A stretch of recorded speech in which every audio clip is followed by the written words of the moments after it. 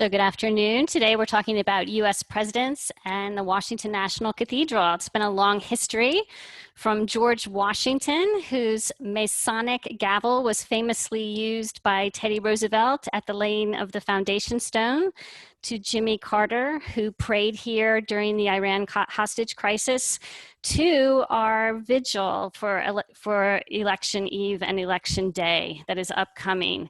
The cathedral has touched the office of the presidency many times and many individual presidents as well. And we'll talk about those touch points. Now, how did this all start? The cathedral is an Episcopal cathedral. Keep in mind, the Episcopal denomination was really one of the first distinctly American religions, having broken off from the Anglican Church to be self-governing after the Revolution. In the first 100 years of this country, many of the presidents and actually many of the people in power, business people, were Episcopal. So that played a role. But our founding fathers, as you know, did not envision a state religion at all. In fact, they wanted to ensure freedom of religion. How did this big Episcopal church become associated with the US presidency in some ways?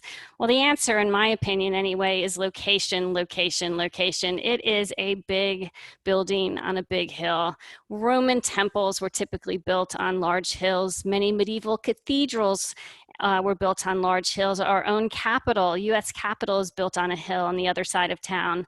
And then religiously, in the Sermon on the Mount, Jesus described a shining city on a hill, and this would have been recognized by John Winthrop in the Pilgrim colonies when he cautioned that you are a city on the hill and the eyes of all people are upon us. Reagan said famously that America is a shining city on a hill, a beacon to free people everywhere. So the very fact that the cathedral is located where it is played a role in its significance. Now here we see Pierre L'Enfant's plan for the federal city. Many people say that his first plan for the federal city envisioned a great church for national purposes, but that's not entirely accurate. We had Docent do some research at the Library of Congress, and she uncovered the fact that there was no correspondence between Washington and Pierre L'Enfant to do so. And actually, in the second iteration of the design for the federal city, that great church for national purposes was actually removed from the design, and it became something like a pantheon, which would be about where the National Gallery is located today. So let's talk about the purpose of the cathedral.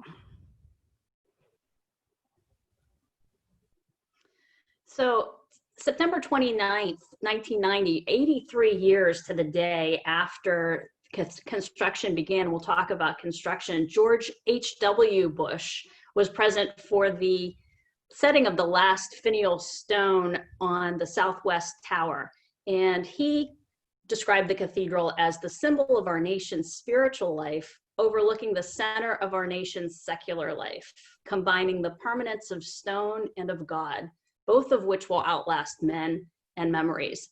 And the images we're looking at here, of course, are of President Bush's 2018 state funeral. There were 3 other presidents who had state funerals at the cathedral that Elizabeth will talk to us about. So when do we see presidents? When we pray for new presidents. We invite presidents for prayer service following the day after the inauguration. We also see them when we mourn past presidents, at times of national mourning and times of national celebration, at milestones for the building itself and for the nation, and sometimes we see them when we don't expect to see them. Here we have in the upper left corner Wilson's funeral. There's a Teddy Roosevelt reenactor there who appeared for the dedication of the cathedral. In the lower right corner, it's the people who attended the John McCain funeral. And if you notice the way they are seated, that is the protocol for the way we see presidents at the cathedral. The current president is always seated on the in the nave on the south side of the aisle in the first seat, and then it goes historically around that way. And we also have the service leaflet here from the end of World War I. Now, as I mentioned, sometimes we see presidents when we least expect them. Here we have an image of the War Memorial Chapel. The cathedral has had many services for veterans and service people throughout the years. One of the most famous was the reading of all the names on the Vietnam War Memorial when that memorial was dedicated. It took 3 days to read those names at the cathedral, and as they were being read, Ronald Reagan snuck into the back of the cathedral to listen. Now, in modern times, there's a lot of security that takes place every time a president comes to the cathedral. But once in a while, those security protocols have to be accelerated. And that happened back in 2018 at the Christmas Eve service. The cathedral had notice, but we had to accelerate our protocols when Vice President Pence arrived for the Christmas Eve service, the early service, and then President Trump arrived for the later service. And another surprise, March 1st, 2019, a visit from Teddy Roosevelt of the Washington Nationals, present for the placement of the inaugural brick of the Lego National Cathedral, the largest cathedral that will be built by the public, consisting of over 400,000 bricks when it's finished, 13 feet long when it's done, and benefiting the 2011 earthquake fund. By the way, Roosevelt's birthday today, he would have been 162, and he, as Elizabeth mentioned, was present during the laying of the foundation stone in 1907 using George Washington's Masonic trowel, so that he used to lay the cornerstone of the Capitol. So here we have Nationals Teddy laying the inaugural stone of the Lego Cathedral. Now, our story begins long before the cathedral was ever built, and it all starts with the Nourse family, spelled N-O-U-R-S-E. Joseph Nourse was born in 1751, and his family had come from England and lived in Virginia and then moved to Georgetown. And George Washington's diary records meeting Joseph Nourse at a party at his father's house back in 1771, and he was very impressed with this young man and eventually invited him to participate in several roles in the new republic and tapped him to be the first registrar of the U.S. Treasury working under Alexander Hamilton. And Joseph Nourse actually went on to serve in that role under Washington, Adams, Jefferson, Madison, Monroe, and John Quincy Adams. And then the letter that you see on the right is the letter from Jefferson to Joseph Nourse. In 1817, the Nourse family purchased 2 tracts of land up the hill from Georgetown, and one of those tracts of land they called Mount Alban. Later, they renamed it Mount St. Alban after the first English martyr. And Joseph Nourse actually was very well known for being a very pious and religious Christian. The land included a large house, which no longer exists, but cathedral lore assumes that it was located about where the west entrance of the cathedral is today. That would have been where the portico of the house was. Now, there are some windows in the cathedral that memorialize the Nourse family, and they're located in the southeast turret, south of the nave. And they're not open to the public. They're only accessible on some behind the scenes tours. But here you see in the left lancet, there's an American flag. In the middle lancet, you can see sort of a shining cathedral on a hill. Those shields in the windows are the shields of Princeton University, because several people in the family went to Princeton Theological Seminary and actually became clergy. The rightmost lancet shows, I think I've done a little pull out here, the Eye of Providence. That's the symbol that you see on the US dollar bill, again, for Joseph Nourse being the first registrar of the US Treasury. And this is where the windows are located from the outside. I know that there's some cathedral people here who would be interested in this. It would be the topmost row of windows in this turret that you see here. And the window, this big stained glass window on the right, is the one in War Memorial Chapel. There are some things on the close that actually date from the Nourse family days.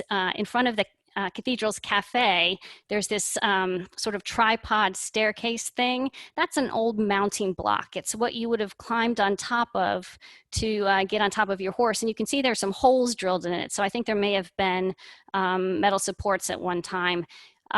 Legend has it that the Nourse family brought this from their house in Virginia to Washington, D.C. And some other nods to George Washington on the cathedral grounds. On the left, you see the Braddock boulder, which was dedicated the same year the cathedral was, construction began on the cathedral, 1907. And it marks the route of General Edward Braddock, who was the commander-in-chief of the British forces in America, marching with his troops in 1775 on an ill-fated mission to capture Fort Duquesne in Western Pennsylvania, which is actually salvaged by his young aide-de-camp, Lieutenant Colonel George Washington. A young George Washington is depicted in the equestrian statue at the right, bronze statue at the base of the pilgrim steps off the east, kind of the southeast side of the cathedral. The steps, the pilgrim steps themselves, are made with stone quarried from a property owned and operated by George Washington. And also, if you go just adjacent to this space into the Bishop's Garden, you'll find a tree from Mount Vernon, George Washington's home. And immediately when you enter the cathedral, through the nave, the main nave doors, you are surrounded by a bay on the north and a bay on the south, which honor two great presidents, Washington and Lincoln. The bay to the south is the Washington Bay. And immediately on entering, you'll notice a 7'6" marble statue of George Washington, who the sculptor described as being dressed for Sunday service at Christ Church in Alexandria, taking a moment before he moved to his pew. On the floor in front of him, there's a little seal with an homage to the 13 original states. And all around him, you see stone carvings which memorialize him as a farmer and a soldier and a statesman. There are two windows featured in the Washington Bay. The one we look at on the left is called Founding of a New Nation. It's an abstract window. And the colors, the darker colors represent tyranny and oppression.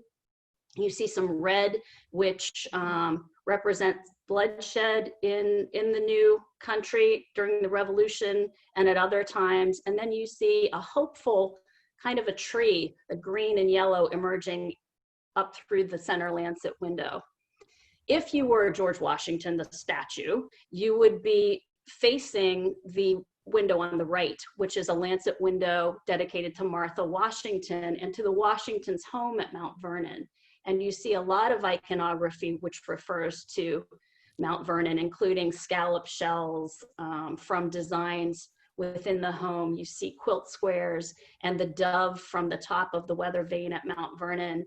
You see dogwood trees and holly bushes, trees, and also the Washington family coat of arms, which is the design inspiration for the flag of Washington, D.C. and other things around the city, even in the cathedral. Directly opposite the Washington Bay is the Lincoln Bay. And you're greeted by a bronze statue of Abraham Lincoln. He is addressing a crowd as he leaves Springfield, Illinois, to take on the office of the presidency in Washington, D.C. And he's giving a little speech. The remarks, some of the excerpts of his remarks are carved on the wall behind him. And he's surrounded by carvings telling the story of the Civil War. In front of him, at his feet, which we can't see on the floor, are Lincoln head pennies, which are which actually the number of the pennies corresponds to the number of number of states that were part of the United States at the time of his inauguration in 1861. There's a central penny that is turned over, which represents South Carolina, the first state to secede from the Union. The two windows in the Lincoln Bay are very striking and really mirror the ones in the Washington Bay. The one that you're looking at on the left is called The Agony of Civil War, and it's displaying blood reds and the anguish of war and death and the assassination of Abraham Lincoln. And that window and most of many of the things in the Bay are a result of the benefactors from the Lincoln family, including this window and Abraham Lincoln's great-grandson, Lincoln Isham. On the right, the lancet window that Lincoln would be staring at celebrates his mother and his stepmother, who influenced him throughout his life. The figure at the top, Nancy Hanks Lincoln, is holding a Bible, and the colors that she's presented in are somber, reminding us of her untimely death as a young mother. Below that, you see a cabin, you see a Conestoga wagon, you see a young Abe Lincoln with his stepmother, Sarah Bush Lincoln, with her hand on his shoulder.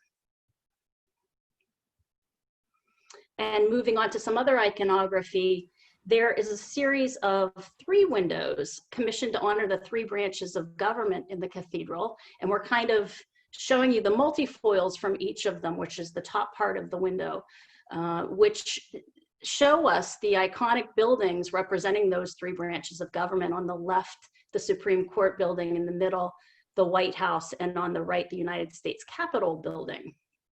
The window that we're going to take a closer look at is the one in the middle.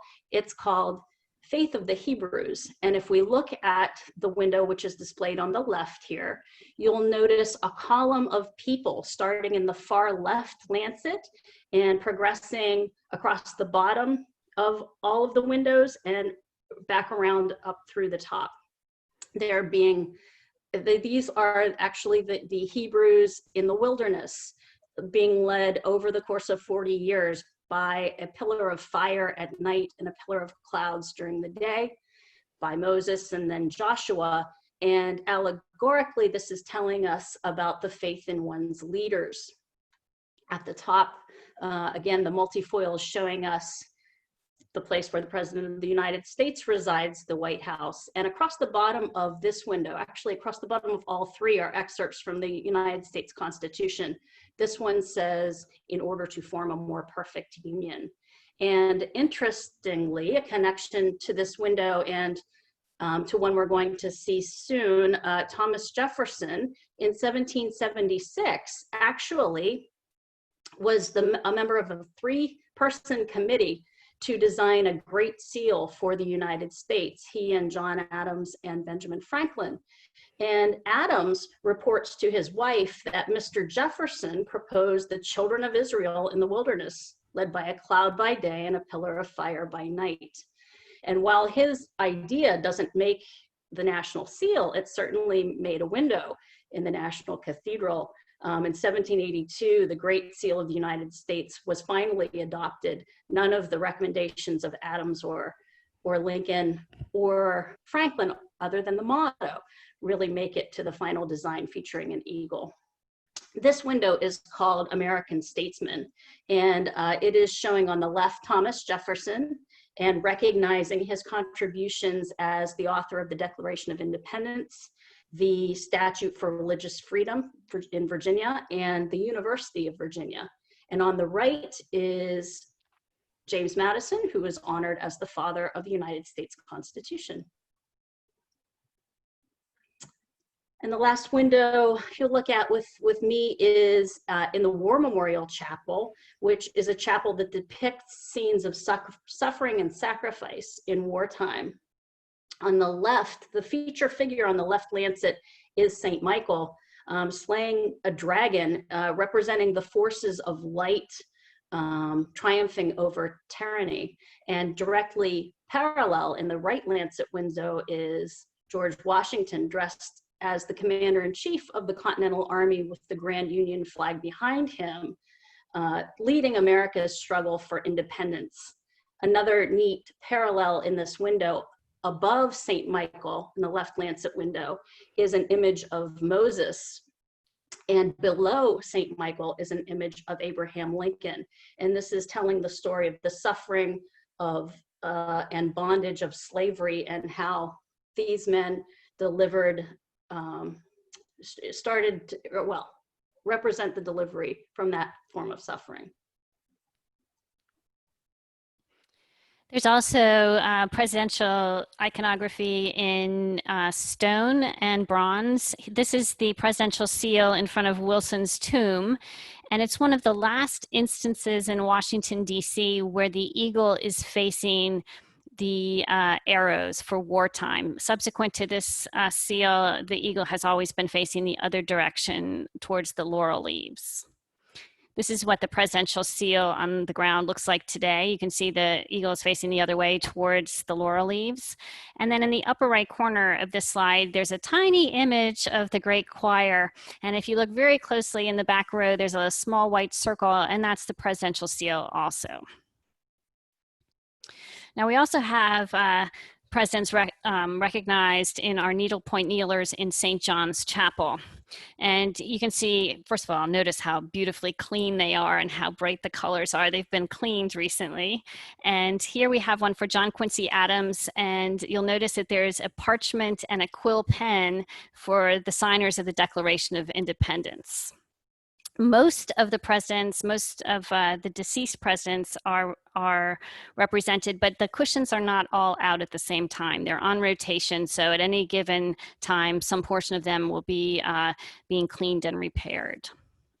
Here's James Buchanan, and you'll notice that next to his name, there's some crosses. We get asked about this a lot on tours. They are just placeholders, and they're just decorations on either side of the name. They have absolutely no significance.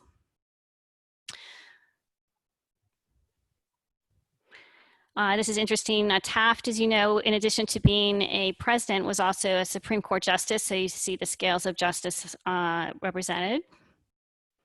Herbert Hoover, again, with those placeholders next to his name. And Ronald Reagan. Now we're going to talk a little bit about the more recent presidents. Beginning in the late 19th century, the population of Washington, D.C. really began to grow after the Civil War. And there grew to be a need to really divide the Diocese of Maryland so that there could be a Diocese of Washington as well. During the administration of Grover Cleveland, this started to be discussed. And here you see in the Bishop's Garden our shadow house, which is built of the stones of Grover Cleveland's summer house, just down the street from the cathedral in what is now Cleveland Park. And then in 1895, the decision actually was made to create a new diocese and to charter the Protestant Episcopal Cathedral Foundation. And this is the charter, which was signed by Benjamin Harrison. Now, it didn't create a religious institution. It's really more like thinking of a building permit. We are often asked, you know, how the government got involved in the religion, and that's not it at all. It's really more like a building permit because Washington, D.C. did not have home rule at that time. And then in 1890, here we have McKinley signing the Treaty of Paris and attending the raising of the Peace Cross on the Close. This marked the end of the Spanish-American War, and it was one of the first religious things that happened on the grounds that are now the Washington National Cathedral, even before the first stone was ever laid. It's one of the reasons that we continue to have peace prayers throughout the day in the cathedral. Here we have Teddy Roosevelt speaking at the laying of the foundation stone, September 29th, 1907. There's some discrepancy about the number of people who attended that event, but we know it was probably over 10,000 people. Teddy Roosevelt's remarks have been lost to the ages, but he had a special credo, which he said at that time, and here it is. It's the death knell of the Republic rings as soon as active power is lodged in the hands of those who seek not to do justice for all, rich and poor alike, but to stand for only one special class as opposed to the interest of others. And then this is the tomb of President Woodrow Wilson. At the end of World War I, he attended a service here in 1918, and actually he often visited the cathedral, walking around the grounds as the cathedral was being built. In 1924, he was actually buried in the cathedral, first in Bethlehem Chapel, and then subsequently his tomb was moved up to the nave in 1956. Now, however, history ends up judging Woodrow Wilson, he himself thought of himself as a man of peace. And this window behind his tomb represents war and peace. On the right side, you see the red lancet for war. On the left, the yellow for peace. And in the middle, the blue represents hope. The window was designed by a Hungarian artist named Erwin Bosányi, who was approached really at the end of his career about doing this window, and he didn't really want to. But he remembered that as a boy in Hungary, he couldn't say the sound W, except by practicing saying Woodrow Wilson. So when he found out that it was the commission for Woodrow Wilson's tomb, he relented and decided to do this beautiful stained glass. Incidentally, Wilson's last public words are inscribed on the tomb, and it says, "Our nation cannot survive materially unless we are redeemed spiritually." Now, Wilson had a couple of other connections to the cathedral. There you can see him on the left with his grandson, Francis B. Sayer, who was actually born in the White House. And Francis Sayer became the dean of the cathedral. He was a great champion of civil rights, and here you see him preaching at the Canterbury pulpit. Now, Wilson's tomb, and he really is buried under there, so it is actually a tomb, it's not a memorial, it's a burial space. It's still a center of cathedral life today. Every year on his birthday, the Military District of Washington convenes to lay a wreath at his tomb, and several of the embassies usually contribute wreaths as well. This is President Coolidge at the 1928 opening of the General Convention of the Episcopal Church. And I think we've actually posted his speech in the show notes in the chat line. And then his memorial service was also held at the cathedral in 1933. It was one of the first to be broadcast by radio. This is Franklin Roosevelt. Look how he's standing supported there. He attended his second inaugural prayer service at the cathedral in 1937. And in his administration, daylight savings time was initiated. They called it wartime savings time. And that was when the cathedral began doing evening tours. So for all of us who've done evening tours, you can thank President Roosevelt for that opportunity. Now, his funeral was held in April 1945, and there were continuous prayers for 4 days at the cathedral after his death. Angus Dunn conducted the service. He was the Bishop of Washington. And the College of Preachers was open. The rooms there were open for any visiting officers who were billeted in Washington, D.C. who wanted to attend. This is his wife, Eleanor. On the right, you can see her statue in the human rights porch of the cathedral. And her funeral was held here as well in 1962. Harry Truman had a memorial service in 1973, but on the left you can see his inaugural prayer service. He's arriving at the cathedral for his inaugural prayer service. This is President Eisenhower during the dedication of the War Memorial Chapel in the 1950s. And he actually had a state funeral here at the Washington National Cathedral. First, he lay in repose in Bethlehem Chapel, and then he processed to the US Capitol to lie in state. His service at the cathedral was relatively short. It was only about 30 minutes. On the left, we have President John F. Kennedy attending memorial services for the Washington Post publisher Philip Graham, who was a personal friend of his. And when Kennedy was assassinated, the cathedral held its own prayer service immediately after learning of his death, and the cathedral was kept open all night for mourners. But Kennedy's actual prayer service was held at the Cathedral of St. Matthew, downtown on Rhode Island Avenue. On the right, you see Jacqueline Kennedy cutting the ribbon for the annual flower march at the cathedral, and that's Frances Sayers, Dean Sayer, on her side. Traditionally, First Ladies were invited to be the honorary chair of Flower Mart. Many of them accepted. More recently, they tend to not be there physically. Behind the purple verdure in this photo, you can sort of see President Lyndon B. Johnson, and he was attending the funeral for Martin Luther King Jr. here.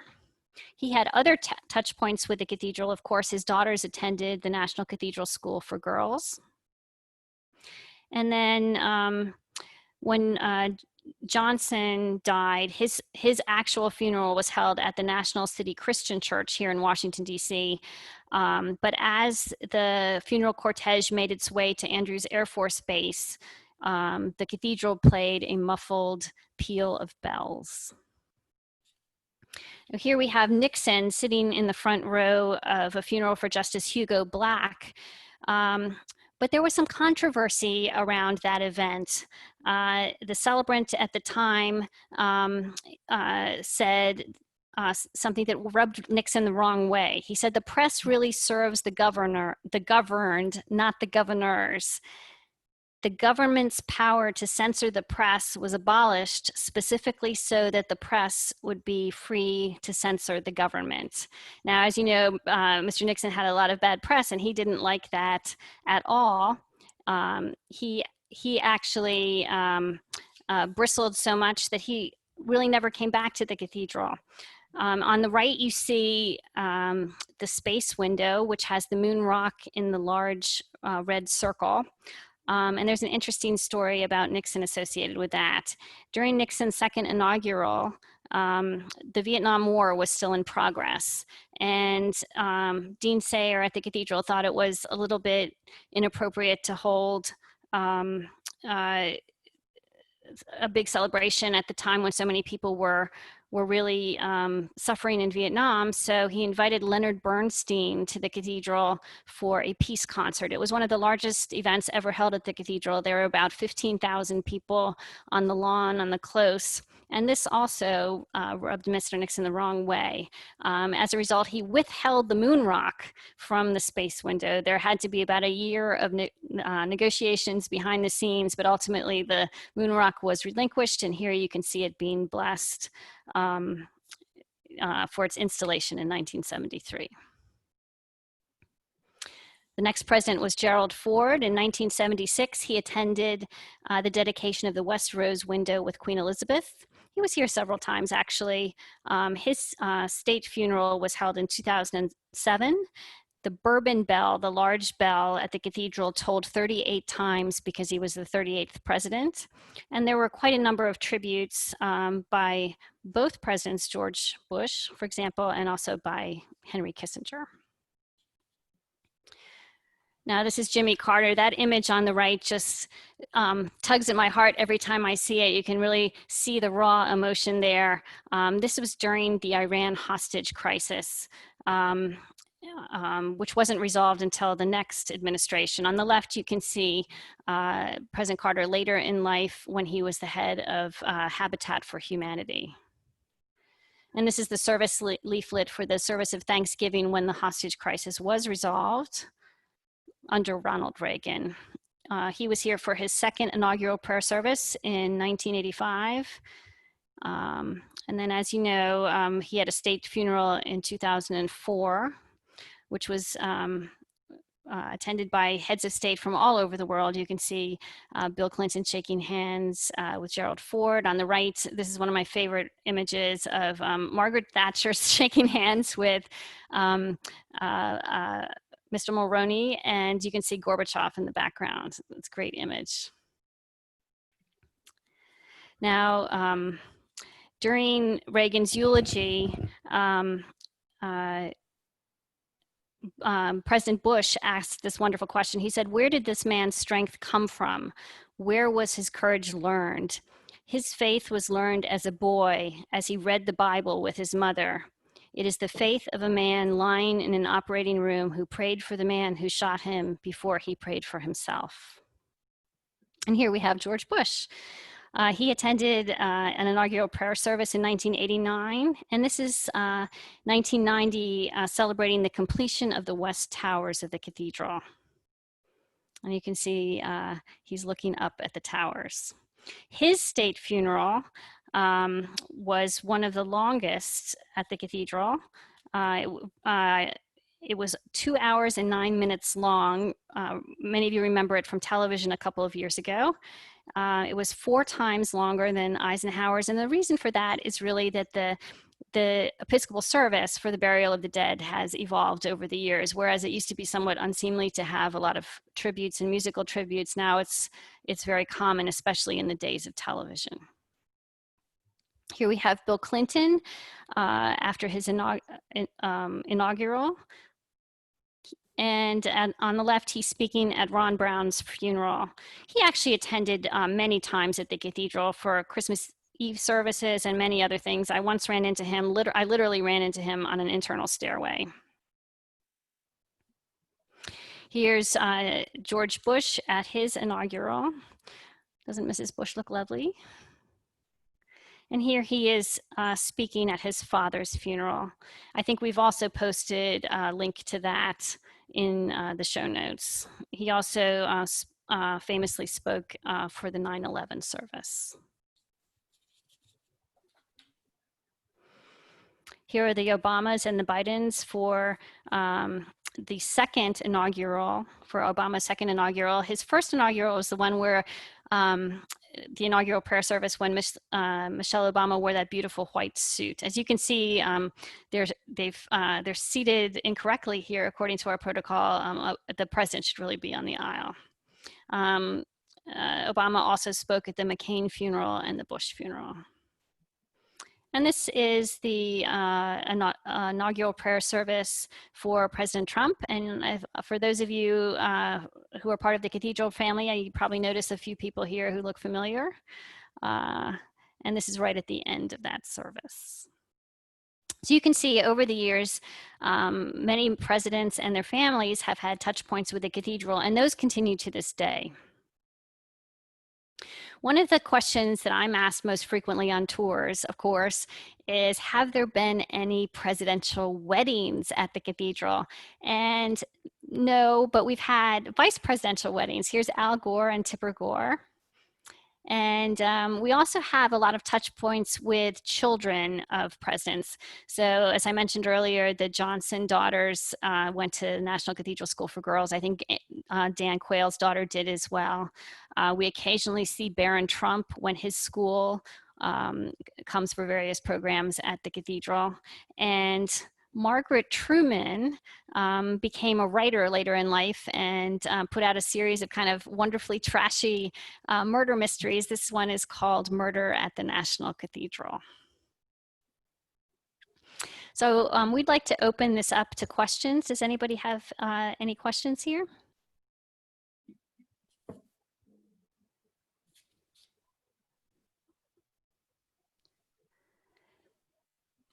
I do have a question. Does the cathedral plan to address specifically the racist past of Woodrow Wilson? I don't know the answer to that. The Wilson's tomb at the cathedral is actually his burial spot. It's not just a memorial. He is actually buried there. And as I mentioned, no matter how history judges President Wilson, he himself thought of himself as a man of peace. Do we have any other questions? How many times did Queen Elizabeth attend? I don't know that, but I believe it was more than once. Princess Margaret also attended, as did Princess Diana.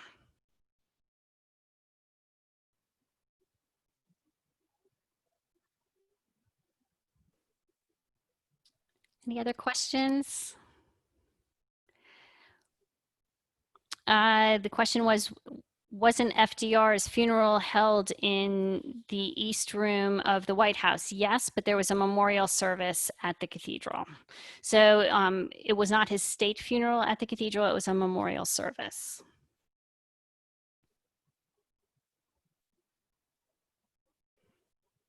Anything else? All right. Well, I would like to thank all of the people who've helped us put this together, especially Jen Squire, Amy Henderson, Jack Tozier, Joe Alonso, and the communications department of the Washington National Cathedral.